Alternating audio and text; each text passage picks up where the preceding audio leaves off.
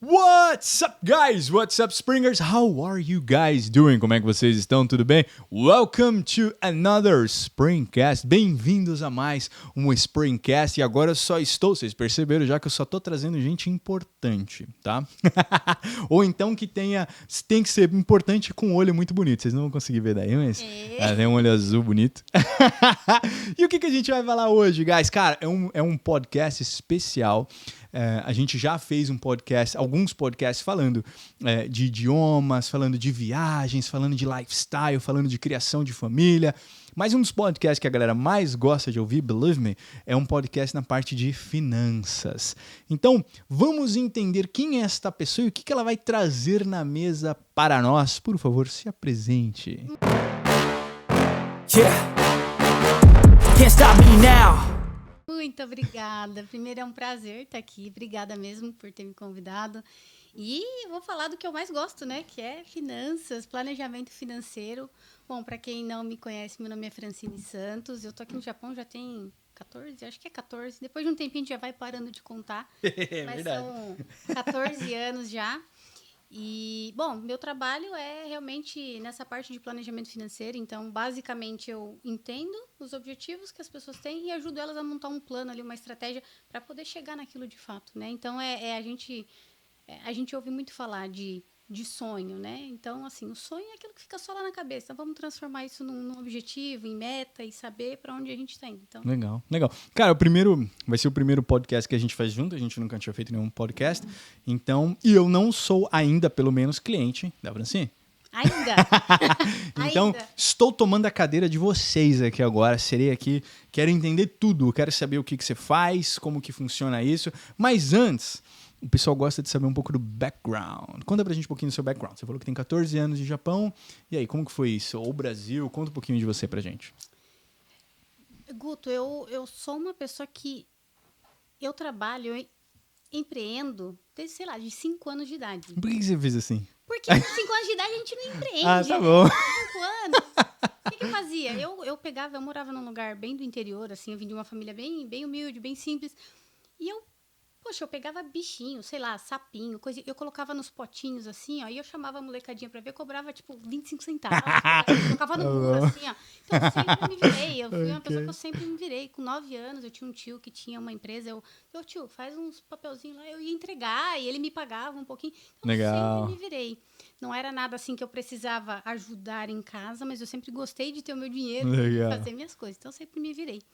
E no Brasil também comecei a empreender, desde de cedo eu trabalhei muito pouco de CLT, eu entrava e eu não aguentava ficar lá dentro, assim, então não foi muito grande a minha experiência, assim, então sempre empreendi. Em 2012 eu vim para o Japão porque, bom, por mais que eu sempre tenha empreendido, eu nunca tive não tinha chegado a ter uma empresa tão grande, e quando eu comecei a ter um fluxo maior, ter que começar a contratar pessoas, talvez por falta de experiência, de não saber gerir muito bem. Falei, não tá tão legal, vamos parar por aqui enquanto ainda tá bom. Mas era uma empresa mesmo? Eu tinha comprado como se fosse uma franquia de produtos, né, para salão, de produtos assim profissionais para salão. Então, Here in Japan? Não, no Brasil, ok. E aí, enfim, é aquele negócio, quando você tá ali, você faz tudo, você tá vendo tudo. Quando você começa a colocar pessoas e você não tem não está capacitado para fazer gestão, talvez? Liderar as pessoas, organizar, não foi funcionando da maneira que eu estava imaginando. Falei, ok, vamos parando por aqui, porque enquanto ainda tá bom, né? A gente sair antes de dar ficar ruim. Aí falei, vamos pro Japão. Eu já não queria vir, porque tinha pego ali de família, amigos e tal. Falei, não, vamos. Como a maioria, 99% vem para ficar 2 anos, no máximo 3. E quando falavam para mim, não, todo mundo fala isso, você vai ficar quando você vê 10 anos. Eu brigava. Falei, o quê? Fale por você, eu tô indo embora daqui 2 anos. Tô 14. E, enfim, planos eu acho que a gente faz pensando neles ali, mas eles vão mudando ao longo do caminho, não tem muito o que a gente fazer. Então, as coisas foram acontecendo, eu vim, trabalhei, fui me adaptando. A gente chega com uma mentalidade de, poxa, eu não comprava um suco na maquininha, nada assim, era aqui, ó, tem no propósito. Depois você começa a viver, ninguém aguenta ficar assim para sempre, né? E aí, enfim, tive minha filha tá com 11 anos, e quando ela nasceu, eu falei, ok, não quero ficar aqui para sempre. Eu preciso ter um propósito, eu preciso fazer alguma coisa com o meu dinheiro, eu preciso me organizar. Comecei a pesquisar vídeos no YouTube, o básico. Aí eu comecei a encontrar uma coisa ou outra ali. Eu falei, olha, que interessante. Isso em 2014. Só que eu tenho o tal do hiperfoco. Quando eu descubro um negócio, aquilo fez sentido para mim, parece que só existe aquilo. Eu fico chata, eu só falo daquilo, eu só quero ver aquilo, eu vivo aquilo. Right. Aí comecei, de noite, eu lavava louça assistindo Natália Arcuri o tempo inteiro. Porque eu não tinha conhecimento, né? Não tive educação financeira em casa. Foi uma coisa que eu fui aprendendo com o tempo, vivendo. Right. Né? E aí, comecei a estudar, comecei a falar para quem queria me ouvir, que eu estava na fábrica ainda e tal. Então, se tinha alguém do meu lado que dava uma oportunidadezinha assim, ó, aqui, não, tem esse, tem aquilo. E eu gostava muito de falar sobre o assunto, né? Sobre os investimentos. E aí eu falei, ok, eu vou embora, então eu quero fazer alguma coisa no Brasil, não sei exatamente o que, não tinha feito faculdade, eu vim para cá só com o ensino médio, eu falei, tá, o que eu quero fazer? Comecei a pensar, tirei um tempo para isso, alguns dias, trabalhava, nem estava prestando atenção já, mas pensando o que eu ia fazer. Que é a vantagem de trabalhar no Japão, viu? Porque é uma coisa tão robótica, a maioria dos empregos, que se você tá, que nem você fez, você tá estudando alguma coisa, você tá aprendendo alguma coisa, quando você está ali no trabalho manual, laboral, automático, você pode começar a pensar e digerir tudo que você está aprendendo e começar a fazer planos. Essa é uma vantagem. O problema é que a maioria das pessoas não usam para isso, né? Mas você usou. Usei. Isso é bom. Mas, ó, eu falo, tem muita gente que reclama, porque não sei o que, serviço de fábrica. Não tem certo e errado, tá? No meu ponto de vista, você tem que estar feliz fazendo o que você está fazendo. Sure. Se você está feliz ali e tá ok, você tem um plano e aquilo tá dentro do seu plano, não tá errado. Errado é você estar lá dentro fazendo uma coisa que você não gosta e não tentando fazer nada para mudar aquela situação. Makes sense. Né? Yeah. Então, eu falei, não, eu não quero, não me vejo aqui, e isso para mim não funciona. Não quer dizer que pro meu coleguinha aqui não funcione, tá tudo bem. E aí eu falei, eu acho que é esse negócio de investimento, eu gosto disso, vou começar a pensar o que eu posso fazer para trabalhar lá no Brasil. Eu comecei lá de baixo, fui indo, né? E aí eu descobri que tinha um MBA da XP, e eu falei, nossa, que legal, mas eu vim para cá tão nova, eu nunca tinha ido além ali nos estudos, apesar da minha mãe ter falado para estudar, eu não ouvi. Olha só, tá vendo? Não ouvi, então estudem. E aí eu falei, que legal, quero fazer, eu gostei, é esse assunto. Só que, obviamente, precisava de uma faculdade para fazer, tinha feito.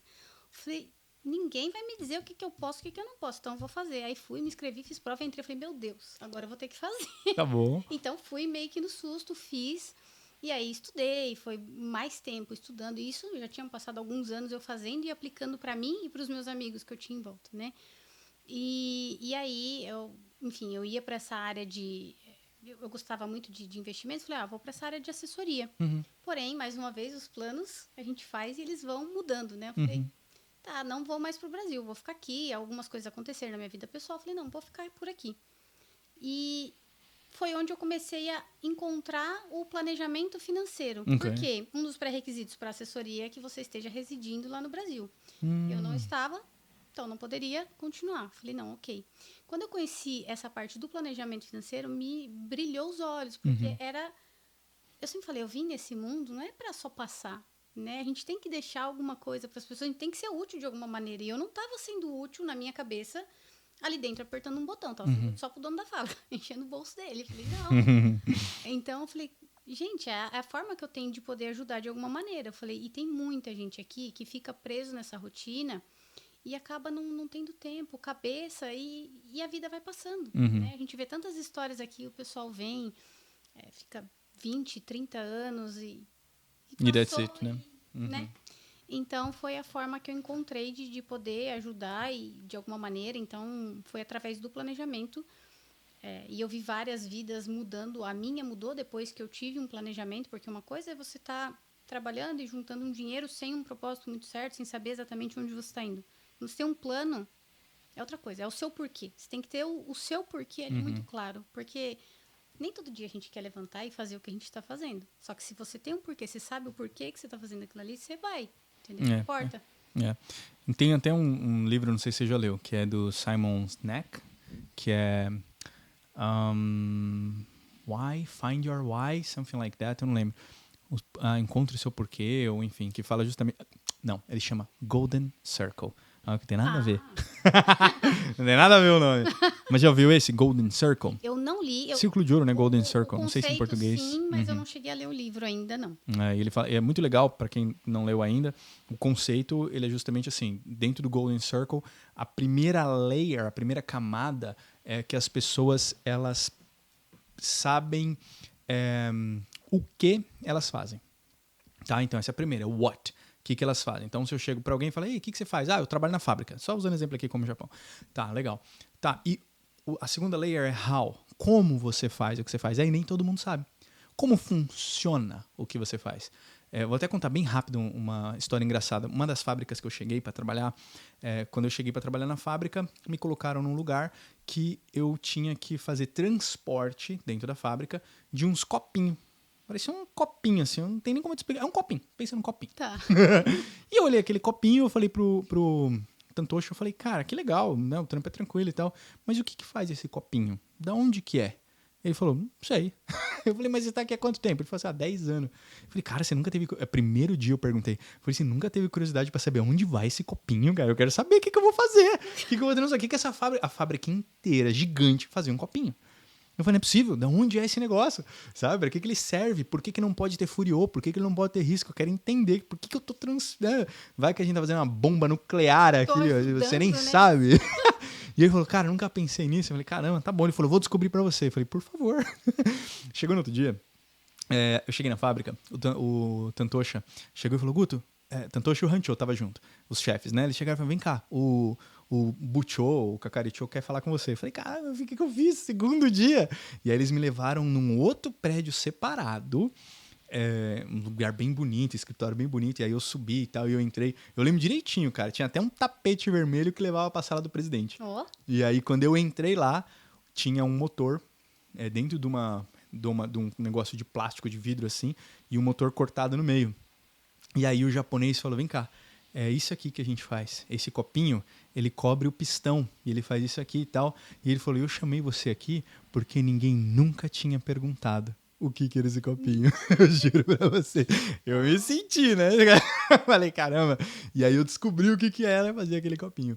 E é isso. Muita gente sabe o que faz. Ela trabalha em fábrica. Tá, mas como funciona? A maioria das pessoas não sabem. Poucas pessoas sabem. E aí muito menos pessoas ainda sabem o meio, o centro, o cern, que é o why. Por que você faz o que você faz? Né? Então é muito bom esse ponto que você trouxe, que quando as pessoas descobrem o why, porque o why ele é transitório na minha opinião, tá? Ele pode mudar. Você tem um porquê hoje e você alcançou o seu objetivo, você vai ter um outro porquê amanhã, né? E você tem um porquê com a sua família, você tem um porquê no trabalho, você tem um porquê, mas você tem que descobrir o que te motiva, o que te faz levantar da cama para fazer o que você tem que fazer, porque é o que você falou, nem sempre a gente vai querer, né? Mas uma frase que eu falo muito, eu falo, homens fazem o que tem que fazer, meninos fazem o que querem, homens fazem o que tem que fazer, né? E quando você vira essas chaves, tudo começa a ter mais clareza, né? Agora me conta uma coisa. Como que funciona o seu... Quero te contratar! O que você faz? Me explica o que você faz. Bom, o meu trabalho ele é muito personalizado no sentido de eu entendo, eu vou ter uma conversa inicial ali com a pessoa para entender o que ela está buscando. Por quê? Tem que fazer sentido para ela e para mim também, porque eu preciso saber se eu vou de fato conseguir ajudar no que ela está buscando. Legal. Né? Então, primeira coisa é clareza nos objetivos. Uhum. Tá? Então, eu entendendo, fazendo sentido, a pessoa vendo que faz sentido, aí sim a gente vai para um próximo passo onde eu vou detalhar um pouco mais e montar um planejamento. Mas antes disso, eu sempre deixo bem claro que o meu trabalho ele é muito parecido como o de um personal. Ok, nice. Por quê? That's a good example. Você chega ali pro personal e você fala, olha, quero colocar o shape. Próximo ano eu quero estar aqui, ó, zero bala. Legal. O que ele vai fazer? Ele vai te ensinar como é que usa o aparelho, como executa o exercício e vai te passar ali quantas vezes você tem que fazer, a forma que você tem que fazer. Vai te dar um planejamento, certo? De exercício. Right. Se você ficar em casa comendo pizza todo dia e com Coca-Cola, o que vai acontecer? Você vai chegar no resultado? Talvez, mas vai demorar alguns milhares de anos. É bem difícil se você for Bem sedentário. pouco provável. Sem nem ir na academia? Aí não vai nunca. É impossível. Eu falo, é a mesma coisa.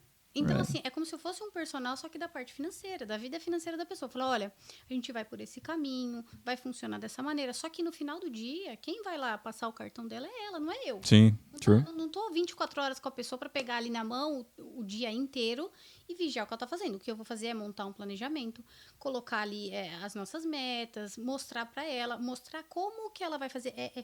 É desenhar um plano para ela entender o caminho que ela tem que fazer para chegar naquele objetivo. Então, Legal. o objetivo final sempre é chegar o quanto antes naquele objetivo, da forma mais segura possível, com mais dinheiro no bolso. É isso. Legal. A gente procurar o melhor caminho para a gente chegar ali. E aí tem todo um processo, né? Por exemplo, tem pessoas que têm um mínimo de organização. Tem pessoa que chega para mim que não sabe nem quanto que paga nas contas de casa. Caramba. Então, quando eu vou montar um planejamento financeiro, ele é pensado do início ao fim da vida financeira da pessoa. O que eu quero dizer com isso? Se a pessoa está completamente desorganizada, não adianta eu falar para ela fazer qualquer coisa se ela não tem um mínimo de organização. Então, a gente organizar, ela ter clareza, a gente montar ali, por exemplo, uma sugestão de um orçamento mensal para ela seguir. Então, ela começa a ter parâmetros. Ela vai saber se aquilo que ela está fazendo está dentro do esperado para ela chegar naquele objetivo que ela quer ou não. Interessante. Né? Interessante. Por exemplo, a gente sabe que aqui no Japão o tempo passa muito rápido. As pessoas muitas vezes contam aí com a sorte, né? Porque a gente não sabe até quando que dá para trabalhar nesse ritmo aqui. A gente sabe que trabalho assim exige muito do corpo, então a pessoa não sabe até quando vai. Você não pode se basear em esperar governo, esperar aposentadoria. Você tem que fazer o seu, senão você tá lascado, você True, tá na roça. true. Então, a pessoa chega para mim e fala, olha, Fran, eu quero com, sei lá, 60 anos ter uma renda passiva aqui de X, eu quero me aposentar com tanto. Legal, o que eu vou mostrar para ela? O que ela precisa fazer para chegar naquele objetivo que ela me falou Uhum. e o que realmente daria para ser feito na realidade dela de hoje. Ah, Então, por exemplo, você quer chegar nisso aqui? Então, a gente vai ter que mudar. Se não tá dando, por exemplo, a gente tem duas opções. Ou a gente aumenta a renda ou a gente diminui o gasto. Não existe pílula mágica, sim. oferecer milagre. É disciplina, é educação financeira, que é uma coisa que falta muito, né? É cultural. Então, se ensina da base. Quem precisar da base, Sim. você vai da base. Sim. Porque você fala assim, primeira aula, você tem que gastar menos do que você ganha. Tipo, a primeira aula é essa, você não pode gastar mais do que você ganha. Né? Mas isso é muito cultural. Eu estava discutindo com o pessoal agora há pouco e é muito diferente essa cultura que a gente tem aqui no Japão do Brasil. Por questões históricas, enfim, mas a gente sabe que aqui o pessoal já tem esse hábito, né? Desde sempre as famílias poupam muito mais. A gente no Brasil tem aquele... Não, né, gasta mais. Eu quero pra ontem. Sabe uma coisa que eu acho muito engraçada? Eu brinco, fazia muito tempo que eu não voltava ao Brasil, agora eu vou direto, 2 vezes no ano eu tô lá, mas eu lembro que eu tava com o pessoal e falei, olha só, chegamos no Brasil, descemos no aeroporto, mas chegamos no Brasil. Eles, mas por quê? Eu falei, tá vendo, ó, tudo em 10 vezes sem juros. Porque a galera gasta, elas não compram pelo preço, elas compram pelo preço da parcela. Eu falei, não quero saber quanto que custa, eu quero saber o valor da parcela, se eu consigo pagar a parcela, sabe? Mas aí tá uma armadilha. Não, total. Por quê? Porque as pessoas falam assim, mas sei lá, R$100 Total. por mês. Oh, que é uma... Beleza, R$100 por mês, mas e aqueles outros 100, aqueles outros 100? E quando você viu, você engessou tudinho em custo fixo, se acontecer um imprevisto ali, acabou. A pessoa quebra. Se enrola inteiro. Justamente porque ela olha assim, ela não tá olhando que aquele iPhone, por exemplo, o macro, ela não tá olhando que o iPhone custa R$10.000 e ela ganha R$3.000. Ela não tá olhando isso. Ela tá olhando que a parcela é R$150. Pô, R$150. Vou pagar em 10 anos o negócio. Já triplicou o preço. E eu ganho R$3.000. Bom, parcela de 150, nem Cabe. deve ser isso. Cabe. Não, mas e o tanto de outras parcelas que a pessoa tem? Isso é uma armadilha incrível. Cara, mas muito legal isso, porque eu sei que você há de convir comigo, a maioria dos brasileiros, não a maioria, mas uma grande parte veio para cá, muitos até interrompendo o estudo. Então, eles realmente não tinham nenhum estudo básico e, quiçá, a parte financeira. Que mesmo que venha com o estudo, o Brasil ele é muito falho nessa parte da educação financeira, né? Então, você pega na mão da pessoa e vai do início até alcançar o objetivo dela. Quem aprende não depende. Primeira Perfect. coisa. Então, assim, eu falo, a gente tá junto hoje, mas a gente não tá casando. Eu não tô com você para sempre e pode ser que daqui 5 minutos eu caio duro aqui. Então, assim, não dependa de mim também. Legal, Então, legal. eu gosto muito de trazer essa parte do educacional, de ensinar, de mostrar para a pessoa como que ela avalia se aquela decisão que ela tá tomando é boa para ela ou não. Porque por mais que a gente sempre precisa de um profissional para estar auxiliando a gente em diversas áreas da nossa vida, você saber se aquilo que está sendo indicado para você é bom ou não, e seja em qualquer tipo de decisão que a gente vai tomar, é fundamental para a gente ser assertivo. Esses dias eu falei, poxa, se eu quiser trocar o óleo do meu carro, eu posso olhar um vídeo no YouTube e ir lá trocar, e passar o dia inteiro lá tentando trocar, me sujar inteira, ou eu gastar 30 minutos, levar no mecânico e ele trocar para mim. Sure. O óleo vai ser trocado do mesmo jeito.